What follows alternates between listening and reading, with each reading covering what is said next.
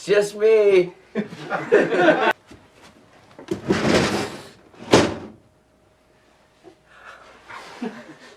I thought I would let you play. Good afternoon, everybody. In the 1980s, Michael J. Fox gave us pure joy in his movies such as Back to the Future and Teen Wolf, as well as portraying Alex P. Keaton in Family Ties.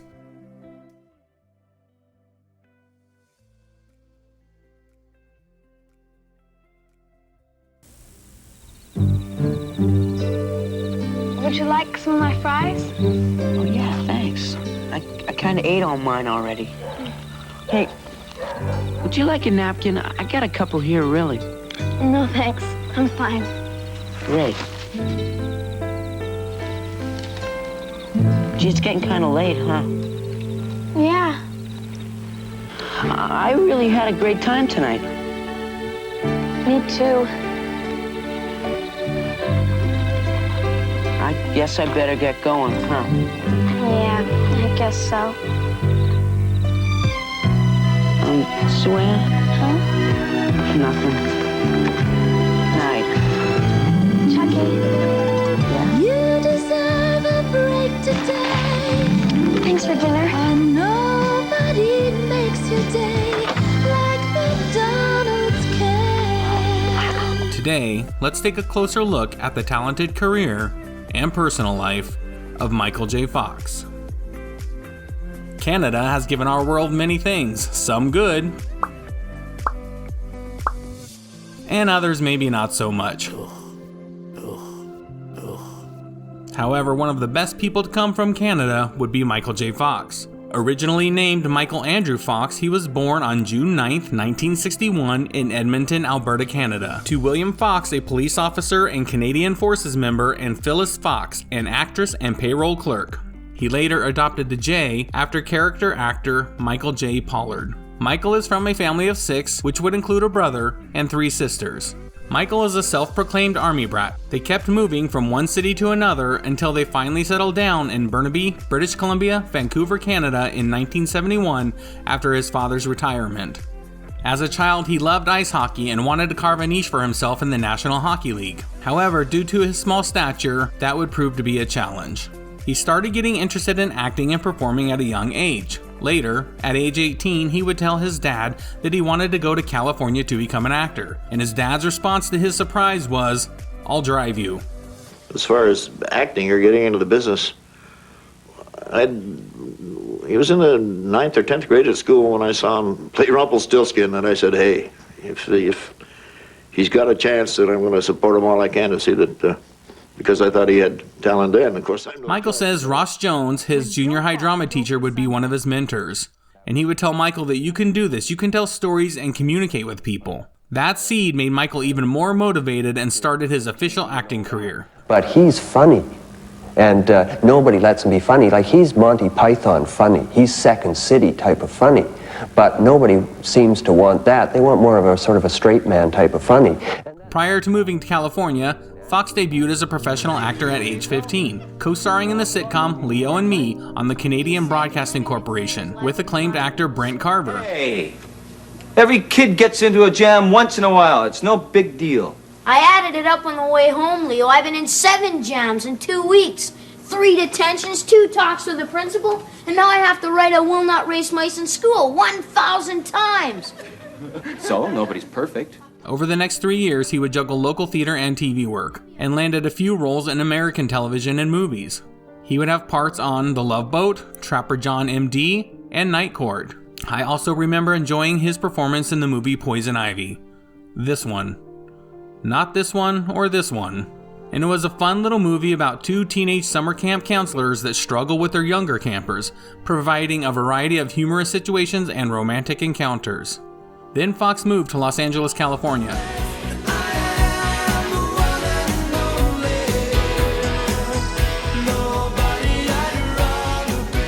He had a series of small parts, including one in the CBS short-lived series Palmerstown, USA, before winning the role of the lovable conservative Alex P. Keaton on NBC's enormously popular Family Ties.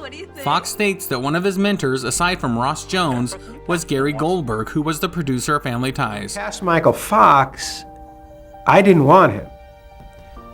So Judith had found this young guy in New York, never acted before, Matthew Broderick. So Matthew was the first one to read for Family Ties, a part of Alex. And I said what any normal guy says, yes, get him a pen, let's make a deal. And Mike Fox was the next guy I saw. And I just thought, and he had made a very specific choice that day in the room at Paramount to play the darker side of Alex Keaton. And it didn't work. You have to believe me that it didn't work. Now, I'm out drinking. I have had 104 margaritas at this point. And I called Judith just to tell her, how much her work had been appreciated and to thank her. And she says, you're in a good mood. I'm humming La Bamba, And so I go, yeah, I'm in a great mood. And she goes, well, you do me a favor. I go, anything. She goes, will you see Michael Fox one more time when you come back? I go, I will, Judith, but only for you because I know he's not the guy. So she calls him in, and I say, anything you want me to tell you? He goes, no, I just do it better, huh? And he gives me this little smile, and I'm thinking, Matthew who? I was like, and boom, he nailed it. He just played who he was. He played another side. He was Mike. And as soon as he left, I turned to Judith and I said, this kid's great. Why didn't you tell me about him? And that's how we got him. When Family Ties gained popularity, Michael would ask Gary, why is this happening to me? And Gary just told him, I write 2 jokes and you get me 3 laughs.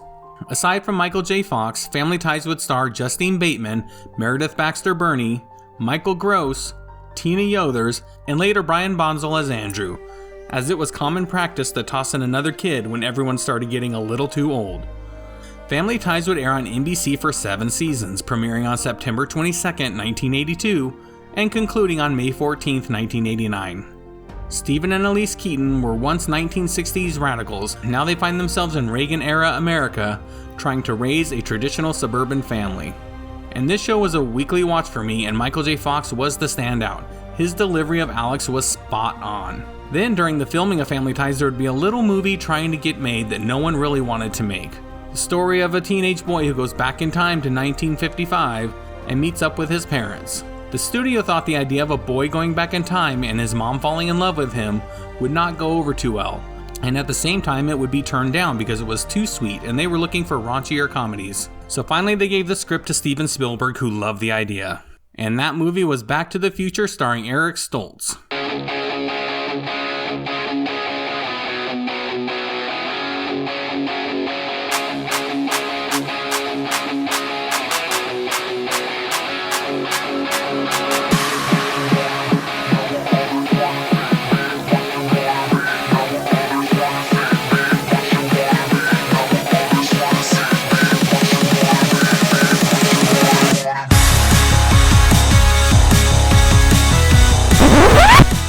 They filmed with Eric for 5 weeks, and they just felt something was missing.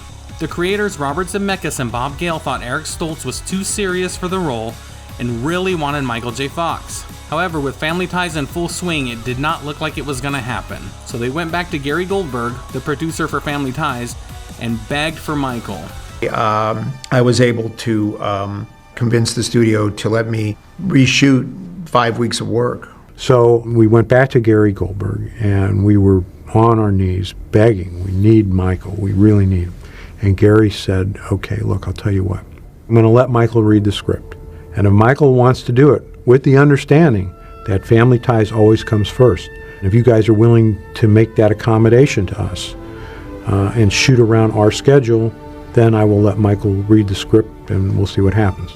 He would then film Family Ties, sleep on the road, and start filming Back to the Future. It was non-stop work for Michael, and personally, we thank you, Michael. This movie was superb. He was the perfect fit for the movie and eventually the 2 sequels. Meanwhile, Family Ties was still going strong.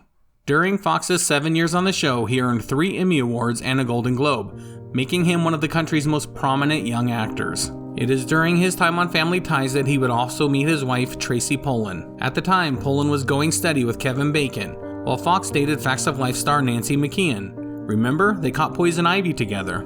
Tracy would say about Kevin Bacon that we will probably marry, but I feel like we're still kids and marriage is such a grown-up thing. But fate had other plans. It is speculated that Fox and Pollan finally fell for each other while filming the movie Bright Lights, Big City, which premiered shortly after Kevin Bacon met his longtime love, Kira Sedgwick. After 7 months of dating, Fox proposed to Pollan on December 26, 1987. At the time, the Back to the Future star admitted he was most nervous about the wedding secrecy. Despite the couple's best efforts, the location of the marriage leaked. And almost like a spy movie plot, paparazzi sent helicopters to crash Fox and Pollan's wedding day in Arlington, Virginia. However, that did not stop the happy couple from having a wonderful time. Following a year, they started their family and they welcomed their eldest son, Sam, in 1989. They later became the parents of twin daughters, Aquina and Schuler, in 1995, followed by the birth of their youngest child, Esme, in 2001.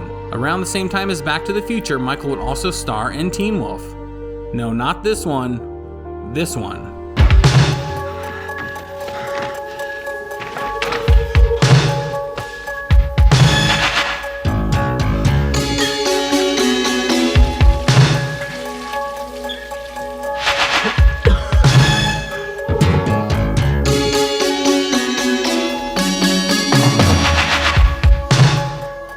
Although playing a high school kid, Michael was 23 at the time. The film was about a high school student, Scott, who has a family tradition of being werewolves. After the change, he becomes popular at school and good at basketball? Sure, why not? Although in real life, Michael had no game, meaning his basketball skills were bad, and eventually they had to have a double for the basketball scenes. As for Teen Wolf 2, Michael would not partake. One of the reasons for Michael J. Fox's refusal to reprise his role in the sequel is that he had no desire to go through the makeup process again. However, that did lead to Jason Bateman's film debut. The film was a huge hit and gave Michael more opportunities. Stepping outside his comedy teen role that he was known for, he would tackle roles that were more adult and serious.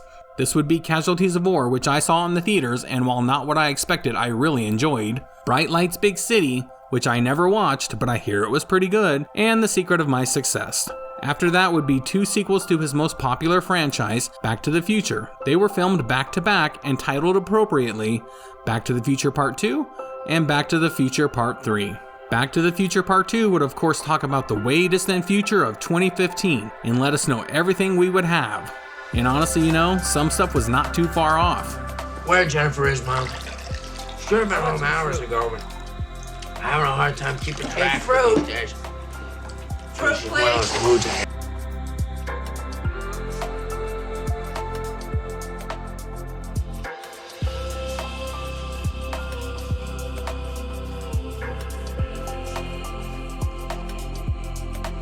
Personally, I always preferred Back to the Future 3 a little more than Back to the Future 2, although neither would be as beloved by me or most others as their original. After that, there would be The Hard Way, which was a story about an actor researching a role and partnering with a real tough cop played by James Woods. And after that, there would be a couple other roles here or there. One I really ended up loving was Doc Hollywood. He plays Ben Stone, who's an up-and-coming plastic surgeon on his way to Los Angeles. When he gets into a car accident and the car breaks down, he causes some town damage and gets stuck working as a small town doctor. Personally, I'm a sucker for any of those fish out of water type movies. You know the ones I'm talking about.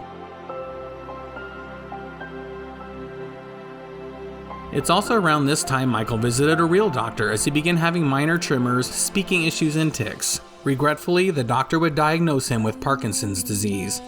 When he was first diagnosed in 1991, a doctor told him he had a decade left to act. In fact, this is one of the few times in my life I felt like saying, do you know who I am? It's ridiculous. You can't tell me that. This was a case when I just thought, it's preposterous that this is happening to me. At this time, he was dealing with a drinking problem as well as depression. He also had a 2-year-old son, so all this time he was trying to balance his family life, Parkinson's, the drinking problem, and depression. He would not reveal his diagnosis to the public for many years to come. And I think it's important during this video to raise awareness to what Parkinson's is. Parkinson's disease is a progressive nervous system disorder that affects movements. Symptoms can start gradually, sometimes starting with a barely noticeable tremor in just one hand. Tremors are common, but the disorder also commonly causes stiffness or slowing of movement. And I want to encourage anyone who happens to see this video to go to the Michael J. Fox Foundation at the website below. After the diagnosis, Michael would keep on working. we're gonna go ahead and jump ahead to Frighteners. Maybe this movie did not really seem to catch on in theaters, however I thought it was a blast. It was just enough to terrify you as a child and engage you as an adult. Michael plays Frank, who is able to see ghosts and uses this skill to basically scam people. However, when a scary murder plot plays over and over, he has to face it down. He would also lend his voice to Stuart Little, which was a huge hit, and other voiceover works such as Homeward Bound and Atlantis: The Lost Empire. He would then go back to TV and find success with Spin City, along with other 80s stars such as Alan Ruck and Barry Bostwick. Damn it, Janet, I love you. The show lasted from 1996 until 2002. It was about New York Mayor Randall Winston, who needs help running the city. So for much of the series, he counts on Deputy Mayor Mike, played by Michael J. Fox, to help him. And this would also be created by Gary David Goldberg. During the course of Spin City, he would disclose his diagnosis of Parkinson's disease. Upon disclosing his condition in 1998, he committed himself to the campaign for increased Parkinson's research. Fox announced his retirement from Spin City in January of 2000. Effective upon the completion of his 4th season and the 100th episode, he expressed pride in the show, its talented cast, writers, and creative team. You guys must be sick of me after this week, so I'll try to keep it short. Actor out of work, news at 11.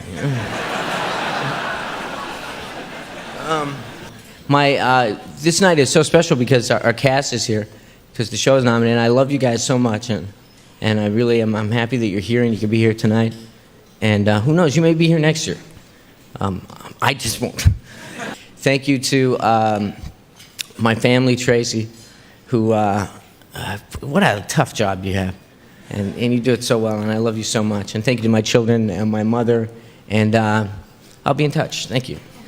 He explained that new priorities made this the right time to step away from the demands of a weekly series. Later that year, he launched the Michael J. Fox Foundation for Parkinson's Research, which the New York Times has called the most credible voice on Parkinson's research in the world, and today is the world's largest nonprofit funder of Parkinson's drug development. The foundation has galvanized the search for a cure for Parkinson's disease. Fox is widely admired for his tireless work as a patient advocate. Michael would leave the show in 2000 and Charlie Sheen would take over for the remaining 2 years. The episodes Goodbye Part 1 and 2 would be his goodbyes. Yeah, probably the only actual very special episode that we ever did, which was just the last shows that I did, the last Spin City episodes that I did. And, you know, it was tricky because you know, I didn't want to do anything too kind of sentimental or too emotional, but at the same time, too, we just heard from people that in a way they wanted us to treat it a little bit differently, so. In the show, it would link Mayor Winston and his administration to organized crime. Mike decides to take the fall and save everybody else. He submits his resignation, leading everyone to drown their sorrows and say their goodbyes. And if you're a fan of Back to the Future, I would recommend checking out Season 3, Episode 18 of Spin City. The episode is called Back to the Future 4, Judgment Day, with Christopher Lloyd. He would be seen in the public eye here and there, and had a short-lived series called The Michael J. Fox Show, where he played Mike, who had Parkinson's, and honestly, it really sucked this show did not last. It was fun, real, and honest, and I loved seeing Mike back on TV. Michael J. Fox has also released 4 books: Lucky Man, Always Looking Up, The Adventures of an Incurable Optimist, A Funny Thing Happened on the Way to the Future, Twists and Turns and Lessons Learned, and No Time Like the Future, An Optimist Considers Mortality. I personally recommend No Time Like the Future, An Optimist Considers Mortality, which is not only a great book, it served as healing for Michael. Because you see, a couple of years ago, Michael J. Fox also had to have surgery to remove a benign tumor on his spinal cord. Unrelated to Parkinson's, had a tumor show up on my spine. Yep. And it was benign, but it was impinging on the spinal cord. And so they had to remove it, and that was really difficult, and it left me not being able to walk. And I had to learn how to walk again. I had to go through all this stuff. I talked my family into letting me be alone for a night in New York. I wake up in the morning by myself in New York, and I get ready to get breakfast, go to the shoot, and I stepped into the kitchen, I fell down, and I shattered my humerus. I thought, I'm out of the friggin' lemonade business, I'm out of it. And I thought, who am I to tell people, cheer up? Who am I to tell people it's going to be okay? Who am I to tell people, have a positive attitude, you know? You really got to go to that and check that place and say, is that just something I say, or is that something I believe? If it's something I believe, is it something I can live? And if I can... The actor and activist who had been living with Parkinson's for nearly 3 decades had to learn to walk all over again, and this had him wheelchair bound for a period of time. His previous books were optimistic, and he says in an interview, "I had this kind of crisis of conscience. I thought, what have I been telling people? I tell people it's all going to be okay, and it might suck." Regarding the wheelchair, he said it can be frustrating and isolating. Allowing someone else to determine the direction I'm going and the rate of speed I can travel, from the point of view of the occupant of the chair, it's a world of asses and elbows. No one can hear me. And to compensate, I raise my voice and suddenly feel like Joan Crawford in Whatever Happened to Baby Jane, barking out orders. Generally, the person in control is a stranger, an airport or hotel employee. I'm sure that if we could look each other in the eye, we'd recognize our mutual humanity. But often in a wheelchair, I'm luggage. I'm not expected to say much, just sit still. Later, he adds, "No one listens to luggage." As of December 8, 2021, he says, "I still have a wheelchair that I use every now and then, and it still sucks." For now, Michael has retired mostly from acting and spends time with his family and wife of over 30 years. So to end this video, I want to say thank you, Michael. From the time I saw Family Ties, I was all in.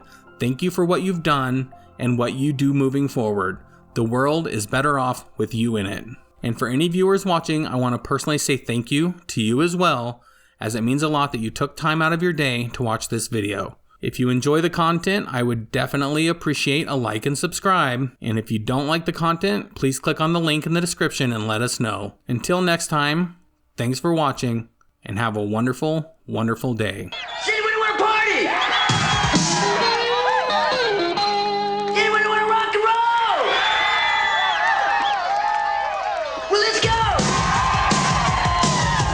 1, 2, rock, 2, 3. It's retro Renaissance channel. All things 80s, it's gonna be fun. It's retro Renaissance channel. Abundant topics, let's take them one by one.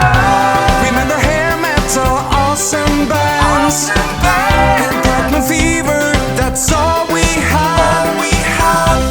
TV shows that kept us up all night.